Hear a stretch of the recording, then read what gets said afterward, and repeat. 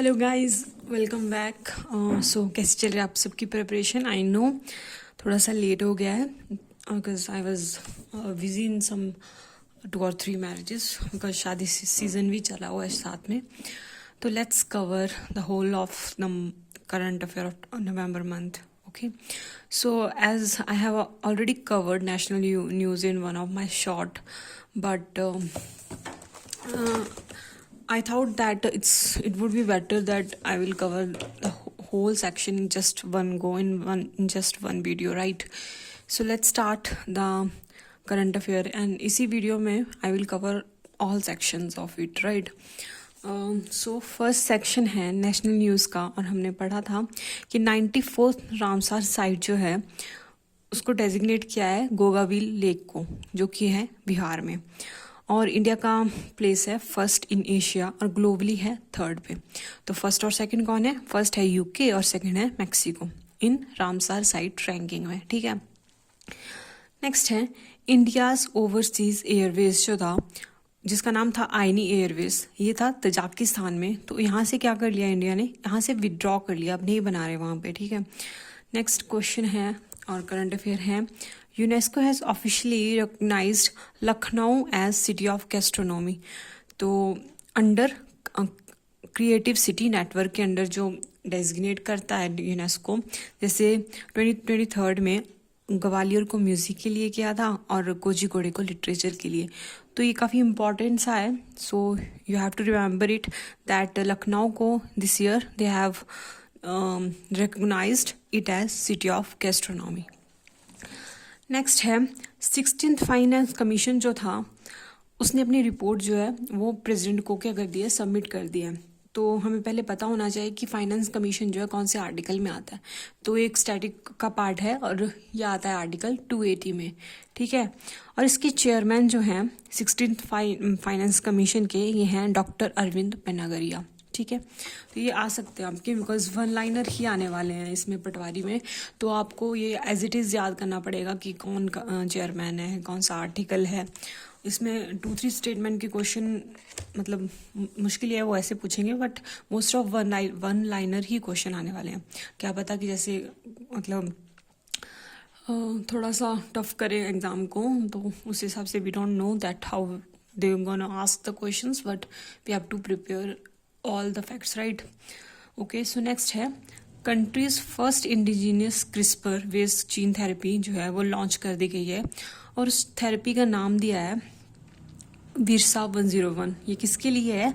बिरसा मुंडा जी को डेडिकेट किया है इन्होंने. और क्योंकि ये जो है सिकल सेल डिसीज़ जो होती है एक, मोस्टली ट्राइबल एरिया में होती है इन लोगों को.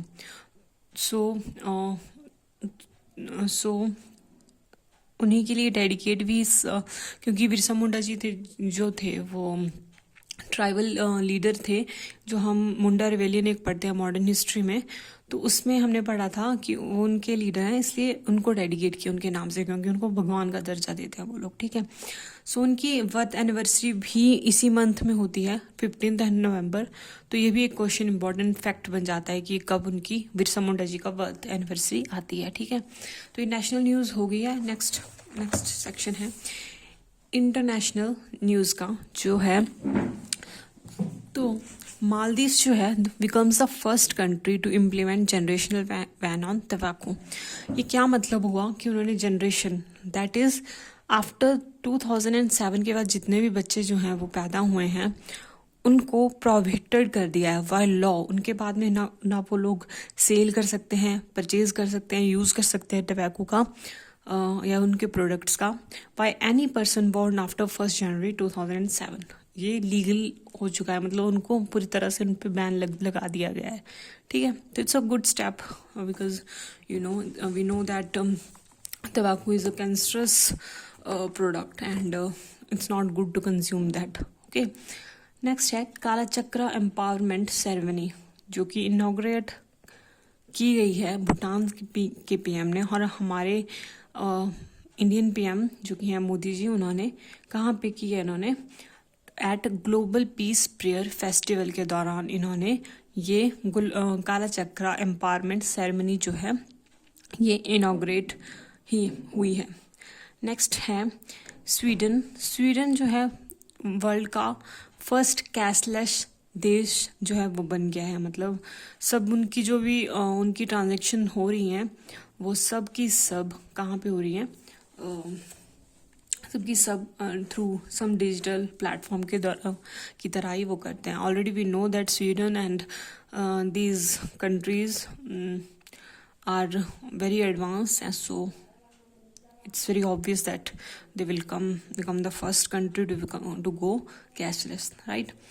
Next है जेयर बोल्सोनारो जो हैं ब्राज़ील के फॉर्मर प्रेसिडेंट हैं, उनको सेंटेंस कर दिया जेल। उनको कोई एक उनका चल रहा था केस उन पे, सो उनको जेल की सेंटेंस सुनाई गई है। नेक्स्ट न्यूज़ है स्टेट न्यूज़ पे आ जाते हैं अब। तो हमारा जो बिहार के इलेक्शन हुए काफ़ी ज़्यादा चर्चा में रहे हैं, क्योंकि नीतीश जी जो है उनका राजयोग ख़त्म होने का नाम ही नहीं ले रहा है, राइट। तो वो 10वीं बार फिर से उन्होंने सीएम बनने की शपथ ले ली है बिहार की, और बहुत ही अच्छा डेवलपमेंट अब वो करेंगे बिहार को। पूरा एक बिहार को क्या बेल्जियम बना देंगे, ठीक है। सो हमें ये पता होना चाहिए कि 243 टोटल सीट्स हैं, और एनडीए ने जो जीती है 202 से वो जीती है, तो ये भी पूछ सकते हैं, ठीक है। नेक्स्ट है इवेंट्स एंड समिट्स में क्या आता है, COP32 क्लाइमेट समिट हुआ है। ये 2006 का कहाँ होगा, ये होगा टर्की में होगा, और 2027 का जो होगा एडिस अबाबा में होगा। तो ये याद रखना है, कभी कभी पूछ लेते हैं, नेक्स्ट वाला पूछ लेते हैं, साल वाला नहीं पूछेंगे, नेक्स्ट वाला पूछ लेंगे, ठीक है। और COP30 जो हुआ है तो वो होगा UN क्लाइमेट चेंज का, वो भी चल रहा था, पीछे ही हुआ अभी, ठीक है। कॉन्फ्रेंस हुई है, ये बेलम ब्राज़ील में है। तो या तो आपको देखो जैसे वेलम था ना न्यूज़ में, तो ये भी पूछ सकते हैं कि वेलम सिटी या वेलम ये प्लेस कहाँ पे है, तो हमें पता होना चाहिए क्योंकि it is high in news, right. So we should know that it's in Brazil and UN climate change conference is held there, right. और ये 10 से 21 नवंबर के बीच में ये चली हुई थी। 20th G20 लीडर्स समिट जो हुआ था वो हुआ जोहान्सबर्ग साउथ अफ्रीका में। तो ये भी याद रखना है कि G20 की जो समिट हुआ है 20th एडिशन हुआ इस बार, और कहाँ हुआ, जोहान्सबर्ग साउथ अफ्रीका में हुआ। तो ये सिटी का नाम भी याद रखना है, कहाँ पे है ये सिटी, कहाँ पे है, साउथ अफ्रीका में, ठीक है। तो उसकी थीम क्या थी, सॉलिडारिटी, इक्वालिटी एंड सस्टेनेबिलिटी, ठीक है। तो इसकी थीम क्या होगी, सॉलिडारिटी, इक्वालिटी एंड सस्टेनेबिलिटी। तो उसको याद रखना है इस तरह से कि मतलब what is the theme of G20, right. Next है ग्लोबल बिग कैट समिट हुआ है, ये न्यू दिल्ली में हुआ है। And south India natural farming summit हुआ है, कोयम्बटूर तमिलनाडु में हुआ, ठीक है। तो ये थे हमारे समिट। नेक्स्ट सेक्शन है हमारा स्पोर्ट्स का। So 13th edition of ICC women cricket world cup, भाई साहब ये किसने जीता है, इंडिया वालों ने जीता है for the very first time, won by India. Runner up था साउथ अफ्रीका, और ये जॉइंटली होस्ट किया था इंडिया एंड श्रीलंका ने because of our neighbour Pakistan, okay. So next है पैरा शूटिंग वर्ल्ड कप जो हुआ था 2025 का, वो जीत लिया है अवानी लिखारा ने, गोल्ड मेडल जीता उन्होंने, ठीक है, एट अल एन दुबई। तो ये भी एक सिटी न्यूज़ में है, तो ये हमें पता होना चाहिए कि अल आइन कहाँ पे है, ये दुबई में। सो नेक्स्ट है ICC men's T20 world cup 2026, इसके 2026 का आएगा ना नेक्स्ट। तो इसका एम्बेसडर किसको बना दिया है, रोहित शर्मा को, क्योंकि उन्होंने अब इससे T20 से तो उन्होंने क्या रिटायरमेंट ले लिया ना, तो अभी तो somehow they gonna include Rohit and Virat for TRP. So they have made him, they have making the ambassador of T20, right? और इसको होस्ट कौन कर रहा है, India and Sri Lanka he host कर रहे हैं T20 वर्ल्ड कप को। Next comes 2025 Asian youth games जो होंगी, एशियन यूथ गेम्स, राइट।